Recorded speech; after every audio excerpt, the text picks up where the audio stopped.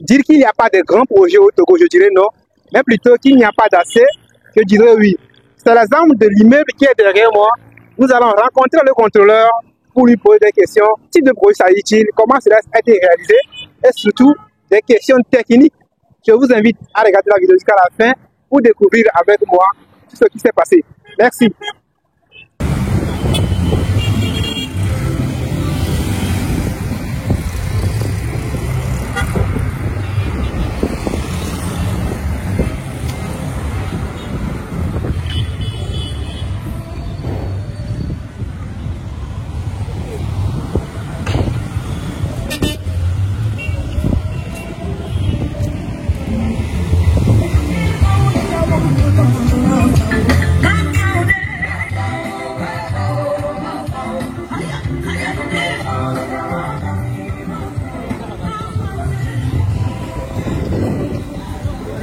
Merci, moi c'est M. Sindiba, le contrôleur du projet.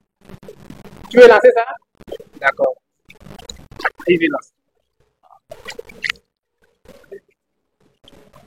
Donc, je suis le contrôleur du chantier. Nous avons débuté ce chantier-là en fin mars de l'année 2022. Là, nous sommes en train de courir 2 ans de réalisation. Et nous sommes pratiquement à la fin puisque nous avons commencé les travaux de finition. Les murs que vous regardez en façade là sont des murs décoratifs. Nous avons commencé par élever. Après ça, nous allons faire le pose des carreaux. La pose des carreaux. Là, actuellement, à l'intérieur, nous avons commencé les fileries, les travaux de filerie. Oui.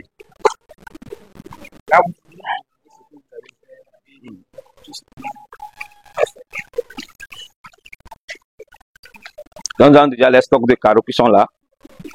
Dès que nous allons terminer la filerie, nous allons lancer la pose des carreaux. Donc, le projet n'a pas de sous-sol quand même, mais nous avons un ouvrage vraiment au sous-sol. La fondation est vraiment profonde puisque nous sommes en bordure de mer. Et on n'a pas opté pour le sous-sol à cause de la nappe. À cause de la nappe, nous n'avons pas opté pour le sous-sol. Nous avons fait notre fondation, un radier général. Après, nous avons fait le remblai. Et nous avons fait des longrines. Et ces longrines remontent les murs que vous voyez actuellement. Donc, c'est un bâtiment à 10 blocs, puisque le bâtiment est très grand. Donc, nous avons réparti le bâtiment en blocs. Et on a 10 blocs qui travaillent. Chacun travaille seul, quoi. Donc, les blocs ne sont pas liés. Vous allez voir qu'il y a des joints. Ouais, il y a des joints dans le bâtiment. Les joints de dilatation. Voilà. Ce sont des joints qui séparent les blocs. Comme je l'ai dit dans 10 blocs. Là, nous avons un passeau central. L'objectif de ce passeau central, c'est de permettre l'aération dans le bâtiment. Sinon, ce n'est pas évident avec tout ce grand bâtiment-là qu'il n'y ait pas d'aération naturelle. Donc, ça permet la lumière de rentrer dans le bâtiment. Vous allez voir au niveau des escaliers aussi, nous avons créé des patios. On peut aller. Voilà.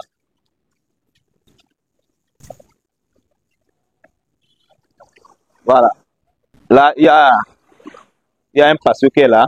Là, nous sommes en train de faire, d'enlever les voies de coffrage, l'entretien du chantier actuellement. Nous sommes en train de faire l'entretien du chantier. Si c'était déjà prêt, vous aurez vu le vide. Oui, le vide va jusqu'en haut. Même chose de ce côté. Voilà, comme ils ont fermé, ça ne pourra pas voir ça. Et il y a une autre vis centrale au milieu du bâtiment aussi, qui permet d'aérer. Donc, de part d'autre du bâtiment, on a des vides qui permettent d'aérer le bâtiment. C'est la proposition de l'architecte. L'objectif était de maximiser sur l'aération naturelle. Sinon, la consommation de l'extérieur ne pourra pas. J'ai l'habitude de me dire, ça vous voulez dire, pour les constructions pareilles, il est important de contacter les architectes. Parce que c'est eux qui maîtrisent l'aération de tout ça. Dans le bâtiment, il y a de l'accroche dans le bâtiment. Voilà. Parce que dernièrement, j'ai fait une vidéo sur les raisons pour lesquelles il y a de la chaleur dans nos maisons. Et si vous le contactez par les architectes, ce sera mieux d'avoir de l'aération. rien de contacter à cause de ce plan. Donc, donner ce qui est à César, voilà. Eux, ils ont plus la maîtrise des terminologies du bâtiment. Donc, quand ils voient un bâtiment, ils savent ce qu'il faut faire dans le bâtiment pour que le bâtiment soit vraiment habitable. Là, vous allez remarquer qu'on a beaucoup d'aires de circulation, beaucoup de couloirs. Il y a 2 couloirs là. Là où Si ce n'est pas à cause de boîte de coffrage, ça c'est un couloir, c'est un autre couloir. Ces 2 couloirs se rencontrent dans le hall principal. Voilà. Donc, le couloir là continue tout droit. Continue tout droit. Si vous avez une question à l'usage du béton, ce qui m'intéresse le oui, nous avons. Oui, pour les éléments de structure, nous avons étudié un degré 450. 450. Oui. Oui, un mètre cube de béton, on n'est pas. Donc, le dosage était vraiment maximisé. Nous n'avons pas vraiment blagué sur le béton. Puisque ce sont des ouvrages très sensibles. Et c'est le marché, c'est le monde. Ce ne sont pas des bâtiments d'habitation. Ce sont des bâtiments qui accueillent le monde. Et il faut vraiment mettre le paquet sur le dosage, respecter vraiment les normes de construction en ce qui concerne les bâtiments industriels, les bâtiments qui prennent beaucoup de personnes en termes de marché. Des magasins, voilà. Nous voyons des commerçants qui amènent des ballots, tout ça. Lui, s'en fout. N'importe où lui peut déposer son ballot. Donc, les charges ont été vraiment... parce que dans le dimensionnement, tout ça a été pris en compte. Vous allez remarquer que nos poutres ne sont pas des moindres. Nous avons des poutres qui vont jusqu'à 80, 60, 70, 70. Des poutres de 70, de 80. Donc, bon, ce ne sont pas des poutres uniformes quand même, hein. Ce sont des poutres accessibles variables. Par le moment où vous allez avoir des plus de 50, 60, selon la zone, selon l'influence des charges. Donc, vous avez des poteaux aussi ne sont pas de même uniformes. Vous avez des poteaux de 45 par 50, des poteaux de 25 par 60, donc ainsi de suite dans le bâtiment. Donc, comme je l'ai dit, c'est un marché, et comme vous l'aurez remarqué, ce sont des boutiques. Nous avons aussi environ 600 pour la première partie, nous avons environ 302 boutiques. Et de l'autre côté, nous avons environ 303 boutiques. Donc, nous sommes environ dans les 605 boutiques. Voilà, 605 boutiques. Ok, moi, ce qui me concerne surtout, c'est le côté génie civil. Le dosage, vous voulez de répondre à une de mes questions. Quel type de dosage? La seconde question est la suivante. Pourquoi ce dosage de cassant, de partir de ciment? Je peux essayer de vous aider dans mes questions. Vous voyez que nous sommes proches de la mer. Il y a les défis, il y a l'air qui est salé aussi. L'air qui est salé, oui. L'effet de corrosion, tout ça. Fait de corrosion. Maintenant, quels sont les enrobages que vous avez fait? Oui, effectivement, dans cette zone-là, il est nécessaire de vraiment considérer l'enrobage et de vraiment le respecter. Parce que là, si un fer est visible, tout votre ferraille va partir en un du temps. Donc ici, l'enrobage est à 4 cm. 4 cm. Pour tout ouvrage, poteau, voile, poutre. Oui, nous avons des voiles. Au niveau des monte-charges, nous avons un ascenseur et 2 monte-charges. Donc les monte-charges, c'est pour permettre que les commerçants puissent envoyer leurs colis en haut, puisque nous sommes à 5 niveaux, l'RDC plus 4 niveaux. Donc, oui, donc R plus 4. Donc, pour les permettre de faire la manutention de leurs colis, donc on a prévu des monte-charges ici. Il y a une monte-charge là.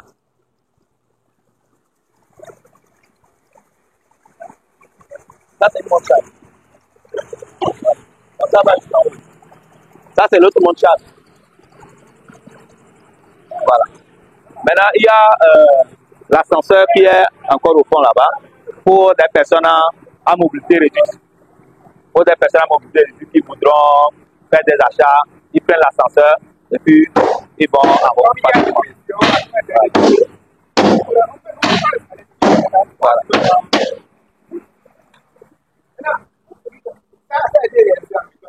Oui, béton armé.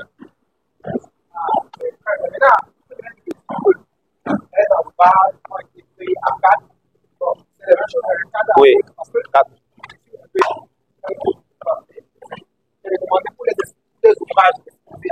Oui.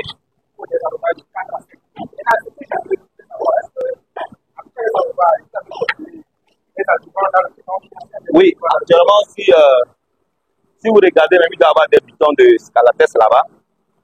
Ça va être pour l'adhésion du béton, avec un béton ancien.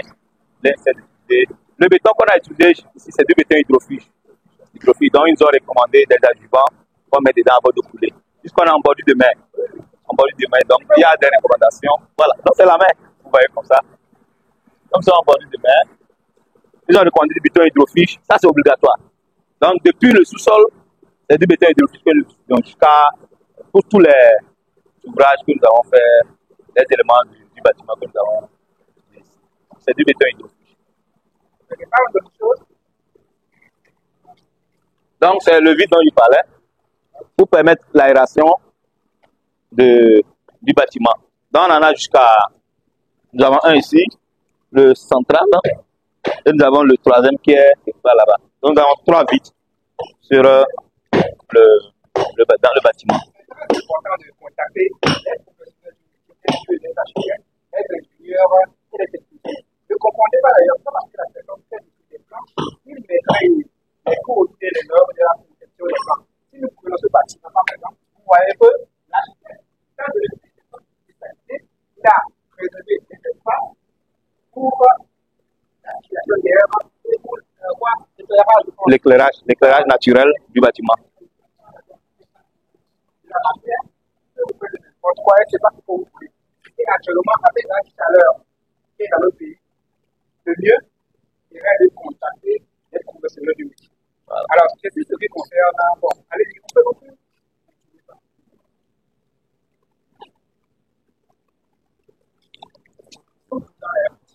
Surtout la pratique.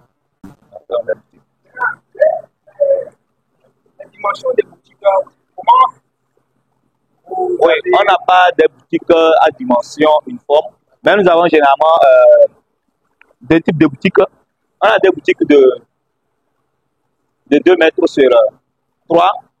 On a des boutiques de 5 mètres sur 3.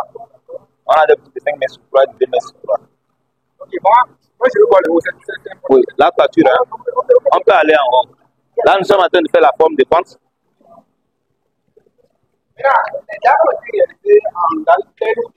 Oui, oui. Il y a d'autres parties de la dalle qui sont en dalle pleine, surtout les couloirs. Les couloirs sont en dalle pleine, puisque c'est là où il y aura plus de sollicitations. Donc, on fait les couloirs et les balcons en dalle pleine. Maintenant, les parties qui ne concernent pas les couloirs sont en dalle creuse. Donc, comme je vous l'expliquais, il y a des couloirs qui vont jusqu'au fond. Donc, quand quelqu'un rentre dans le bâtiment, il circule sur tout le bâtiment avec le couloir. Donc, nous avons plusieurs couloirs pour permettre que la mobilité soit plus, les gens puissent avoir plus accès aux boutiques. Donc, entre 2 boutiques, de part d'une boutique, il y a un couloir qui passe. De part d'une boutique, il y a un couloir qui passe. Voilà.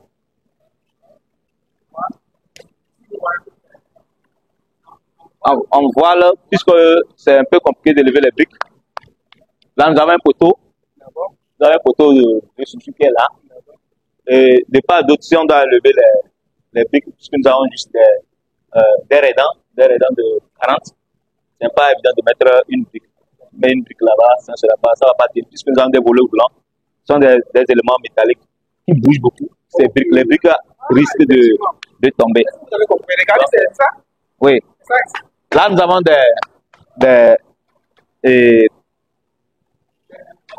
oui, ce sont les le nom m'échappe. Les rails, voilà, les rails des volets roulants. Donc, ce sont dans ces rails-là que les lampes vont venir passer. Ils ont des moteurs. Non, ils sont des volets roulants avec des moteurs. Donc, ça sera en haut. Là, ils n'ont pas encore placé. Au FDC, vous allez remarquer qu'ils ont déjà placé, ils ont déjà fermé par niveau. Donc, ils sont en train de rouler. Voilà. Nous mettons du béton ici pour les permettre de bien se fixé. Vous allez voir qu'ils ont des barres dedans, des barres sur lesquelles ils ont fixé les rails. Si c'est le brick, ça risque de s'arracher. Ça risque de s'arracher. Voilà, là, parce qu'il n'y a pas un peu de structure ici. Nous allons lever un mur et puis nous allons faire des poteaux de raidisseur pour sceller le mur, pour raidir le mur. Et ces poteaux de raidisseur vont permettre aussi de prendre les rails du boulot. Ouais, le raidisseur, c'est un élément dans le bâtiment qui permet de raidir les murs. Quand de raidir le mur, c'est de donner plus de solidité au mur pour que le mur ne tombe pas. Puisque là, on a des fers qui sont là, qui sont fixés, et on coule le béton permet de prendre le mur et de solidifier le mur, pour empêcher le mur à un moment donné de sortir de l'ouvrage et de tomber. On peut dire encore que c'est des poteaux qui ne prennent pas de charge. Ça ne prend pas de charge, ce ne sont pas des poteaux porteurs. Pas des poteaux porteurs. Ouais. Là, on va sortir sur le... Dans ce sont des couleurs, les couleurs là continuent jusqu'au fond.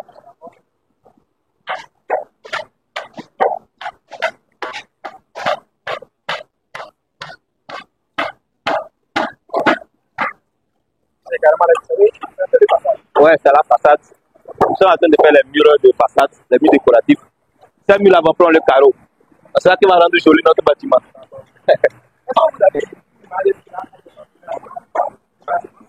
Le rendu du bâtiment, oui.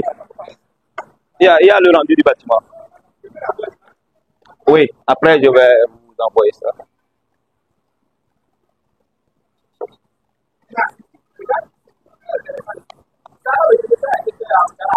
Dans Dalplen, les éléments de circulation, les éléments qui accueillent la circulation, tous ces éléments sont en Dalplen. Les couloirs, les escaliers, tous ces éléments-là sont en Dalplen. Oui, ce sont des porte-à-faux. Voilà, ce sont des porte-à-faux. Puisqu'il fallait créer un couloir central pour permettre aux gens de bien circuler. Donc on a fait des porte-à-faux là. Les deux bâtiments se croisent ici. Les joints, ça c'est les joints là. C'est les joints de dilatation ça. Est-ce que si vous avez fait un programme? Oui. Pour chaque ouvrage, les poteaux, le calage des dalles, l'implantation des poteaux, à chaque niveau, ils interviennent. Depuis l'implantation du bâtiment, ils sont là. Nous avons exigé à chaque entreprise d'avoir son topo. Moi je suis du maître d'œuvre. Je suis du maître d'œuvre et du contrôle en même temps. Voilà. Donc, les entreprises ont leur topographe. Et nous avons aussi un laboratoire géotechnique qui est permanent sur le chantier. Donc, pour vérifier les matériaux qui arrivent, est-ce que les matériaux sont de bonne qualité, les granulométries, la nature même du matériau, est-ce que c'est un bon matériau pour le béton demandé, tout ça.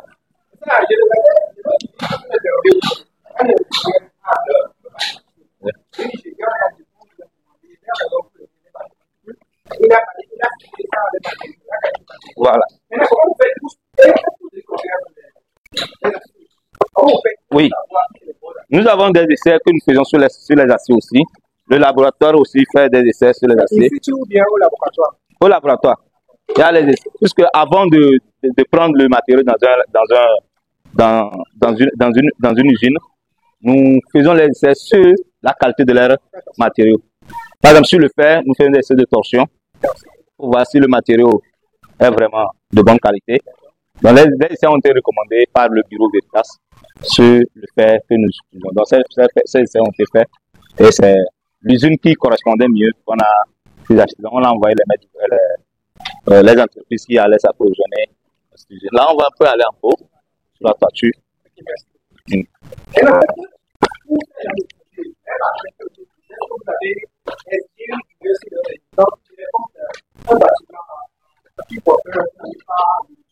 Le dosage, en termes de dosage? Non, je parle de... Oui. En termes de dosage, vous avez vérifié... Oui. Tous ces éléments, de tout ce qui rentre dans la construction ici, nous vérifions tout.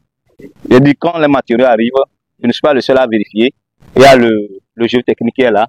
qui vérifie aussi la qualité du matériau qu'on a livré. Là, nous sommes en train de faire la forme de pente pour orienter les eaux. Donc, nous travaillons ici, comme je l'ai dit, avec le topographe tout. Donc, pour la forme de pente, vous voyez qu'il y a le topographe qui est là. Pendant qu'il est en train de donner le niveau, ils sont en train de travailler en même temps. Donc, vous voyez le topographe avec son collègue, son collaborateur. Et bon, comme le béton a été coulé il y a longtemps, et généralement pour les formes de pente, il faut utiliser des adjuvants. Vous allez voir qu'ils sont en train de verser du scalit. Là, nous le mélangeons dans le béton et nous le versons encore sur la dalle pour permettre une très bonne adhérence. Voilà. Donc, vous allez bien regarder, vous allez voir qu'il y a du scalatex qu'ils ont fermé. Donc, on ne voit pas ça, vous allez voir le scalatex est bien dosé. Ce sont des éléments sur lesquels, au niveau de la toiture, on ne s'amuse pas avec. Que si la toiture n'est pas bien traitée, l'eau va. Est-ce que c'est une dalle accessible bien? C'est accessible, puisque nous sommes là sur la dalle, elle est accessible. Ok. Donc, ça veut dire qu'il y aura des marchandises, des personnes. Oui, là, nous aurons des panneaux solaires, puisque c'est un bâtiment qui sera alimenté aussi par le panneau, c'est pas le solaire. C'est l'idée de l'architecte et l'idée de l'entreprise pour aider le maître d'ouvrage à économiser. Nous savons très bien que l'énergie solaire entre dans l'amortissement. Voilà. Nous aurons des pool tanks qui seront là, puisqu'il y a des toilettes qui seront alimentées par les forages. J'ai oublié de vous montrer certains éléments en bas. Nous avons des bâches à eau. C'est quoi les bâches à eau? Les bâches à eau sont c'est tout comme un stockage, c'est tout comme je vais appeler ça un château d'eau ou bien un forage. Mais seulement que les bâches à eau, eux, ils retiennent l'eau. Donc on pompe l'eau du forage, on envoie dans la bâche à eau pour usage. Donc de la bâche à eau, on envoie dans le pool tank et le pool tank lui distribue dans les toilettes. Maintenant, ces poteaux, vont servir à quoi? Ce sont des poteaux qui vont prendre ce qu'on appelle le sky dome. Puisqu'on ne peut pas laisser ouvrir. Voilà. C'est un élément sur un bâtiment qui permet l'aération du bâtiment. C'est que c'est sous forme on peut le faire en métallique, en sous-métallique, on peut le faire en tôle polyane, la tôle qui laisse passer la lumière là. Vous aurez remarqué ça sur certains ouvrages en ville. Quand on le met, il laisse passer la lumière. Donc comme l'idée c'est de laisser la lumière rentrer, donc c'est ça. Sur ces poteaux là, on fera passer une charpente qui va porter ces tôles translucides. Voilà, c'est le nom même des tôles translucides qui vont permettre l'aération du vide. Donc nous avons le vide là, nous avons un vide là, nous avons celui-là, le vide central, et nous avons un autre là-bas. Donc ça fait 4 vides dans le bâtiment. Oui, donc c'est le premier ça, c'est le second. Voilà, ça ce sont les accrotaires. Nous l'avons fait pour traiter les joints. Vous allez voir que ça, c'est un bloc. C'est un bloc ça. Nous l'appelons le bloc 10 ça. Lui, c'est le bloc 9. Donc, quand vous voyez un périmètre, une surface qui est entourée par les accrotaires là, c'est un bloc. Donc, nous avons un bloc là. Ça, c'est le bloc 9, le bloc 10, le bloc 8 et le bloc 7 derrière. Et là, nous avons 6 blocs.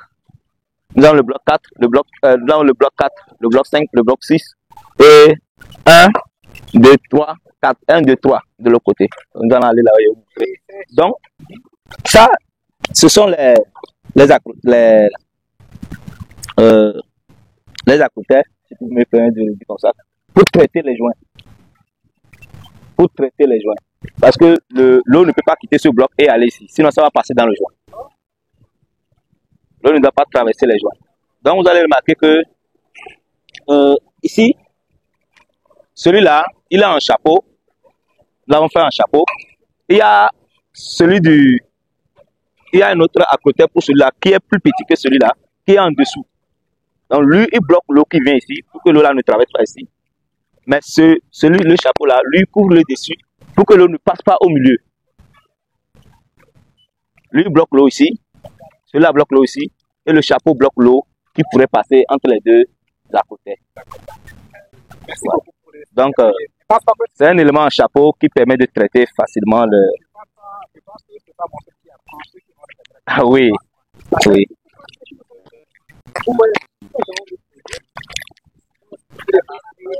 Donc, ouais, les topos aident à prendre le niveau de voilà. C'est pour la forme de pente. Ici, nous n'utilisons pas le mortier, comme les gens l'utilisent souvent. Nous utilisons du béton mètre. Du béton mètre, c'est un béton 300 avec la quantité du gravier réduit. Mais nous utilisons du 5,15. C'est pas du 5,25. C'est pour permettre avoir une bonne surface, quoi, à la fin. Puisque après, nous aurons de l'étanchéité à passer sur ce béton-là. C'est forme de l'étanchéité. Nous avons l'étanchéité bicouche que nous allons faire passer. C'est du bicouche.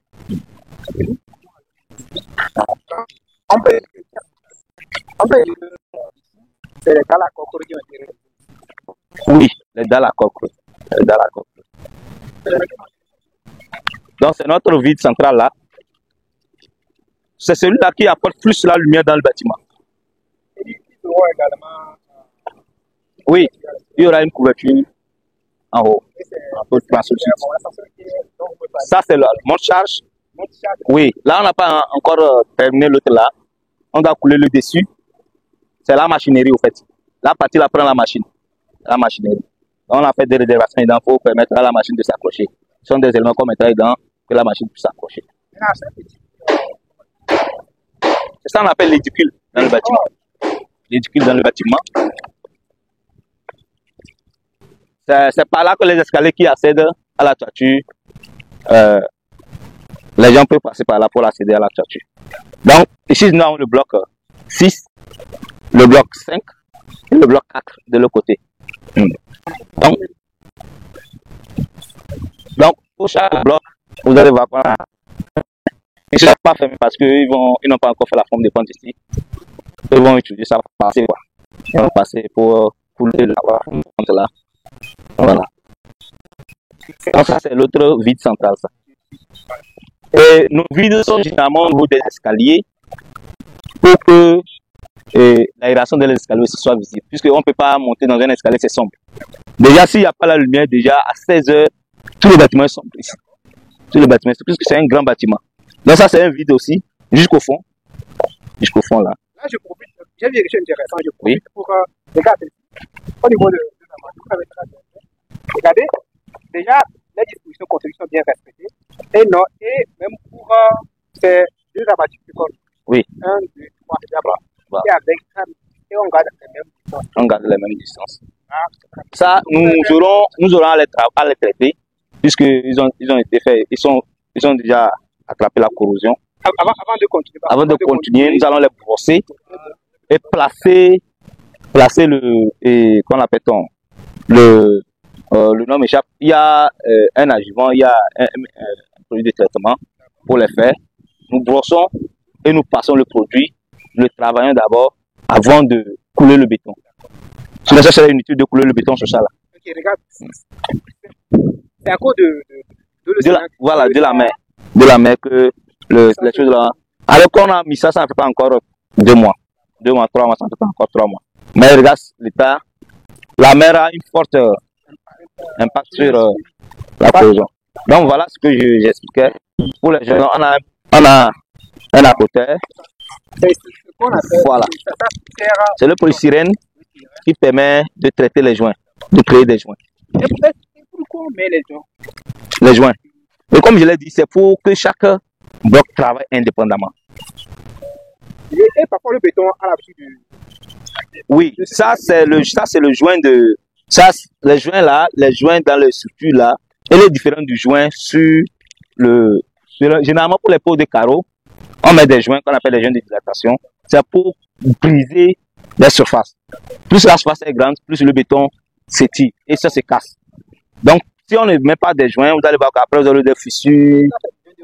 Ça, c'est des joints de rupture. Voilà. J'espère que vous avez compris aussi. Non, il y a ça, c'est l'ascenseur. Nous l'avons réservé pour des personnes à mobilité réduite. Et pour peut-être la sécurité qui veut intervenir très rapidement. Puisqu'en bas, au FDC, de ce côté, nous avons la police, le commissariat qui est là. Dans le bloc. Voilà. Le commissariat est là pour la sécurité du marché. Donc c'est le commissariat. Ils étaient là ici avant qu'on le construise. Maintenant on les a encore ramenés. Ils seront là. Donc, c'est pour permettre aux gens à mobilité réduite d'accéder au bâtiment en haut. C'est l'ascenseur qui est là.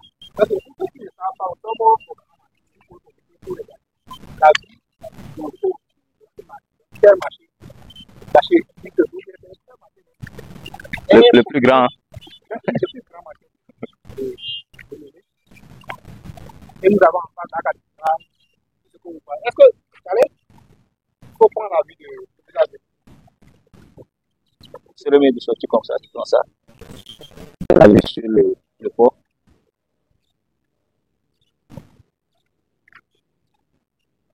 Nous avons, je ne sais pas s'il y a encore des parties. Il y a beaucoup de choses que nous avons et vous des explications.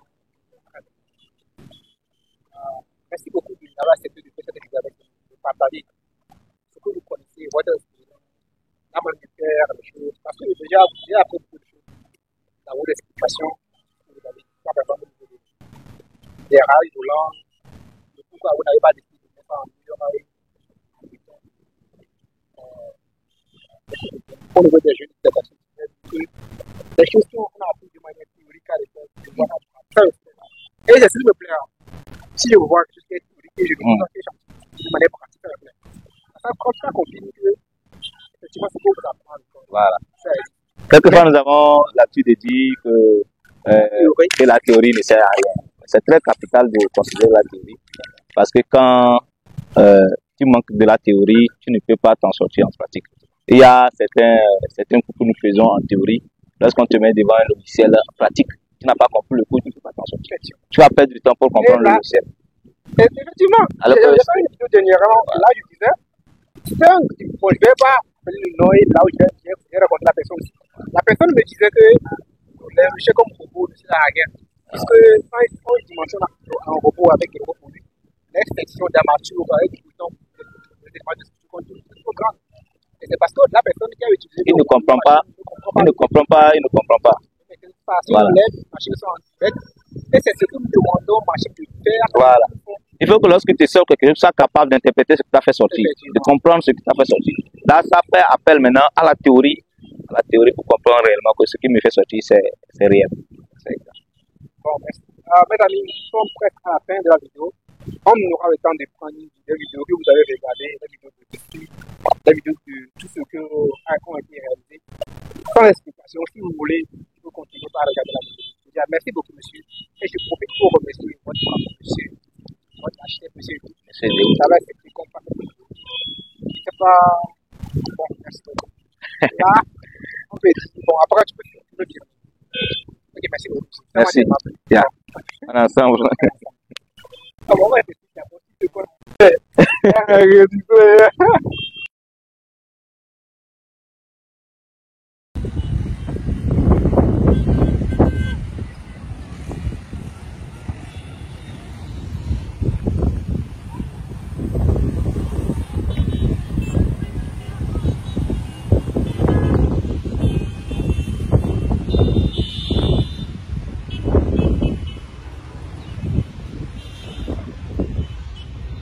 Mais quel est le héros là? J'ai peur des extrémités, hein. J'ai peur des extrémités. Oui.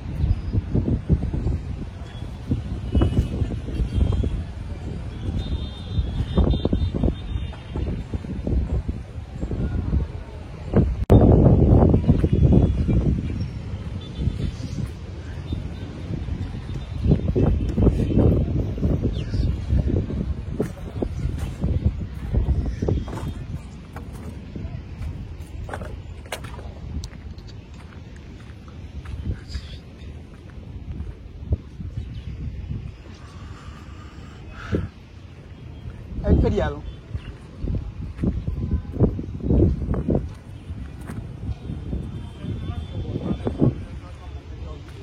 Ya ven, ¿qué no? Yawa. Il pas bon lui. Ah, bana. Amea. Il y a des photos de comme là.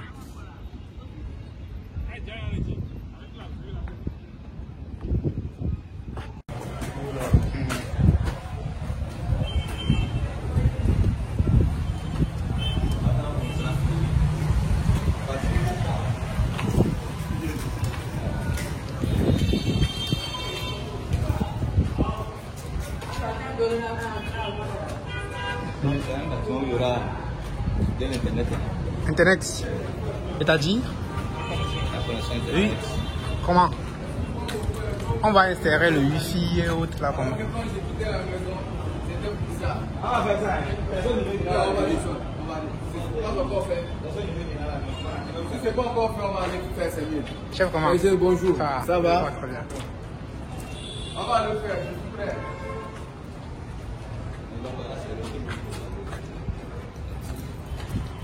Espace vide. D'accord. Oui. Oui, oui. Oui, l'innovation aussi. La couleur là. C'est faux. Il a dit que c'est faux. Si vous avez les pouces là, vous savez comment on peut choisir les pouces là. C'est grâce à l'imagination.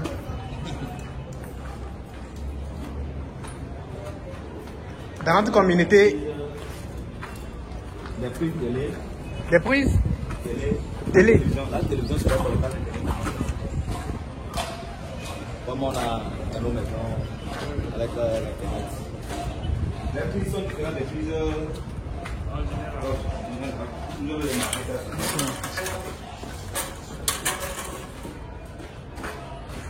Wow. Ça me dit quelque chose, hein? Ouais. Ça, normalement, ça a enlevé. Ah, ok. Puisque ça ne continue pas, c'est installé que il va aller en haut. Ah, ok.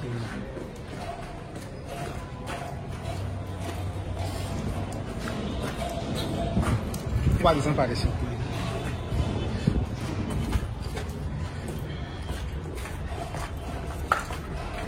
Vous voyez comment l'internet est bon?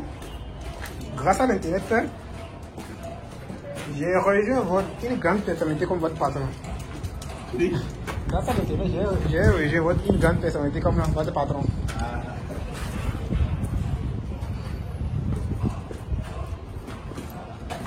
Ne perds pas. Il prend le jeu d'escalier, descend.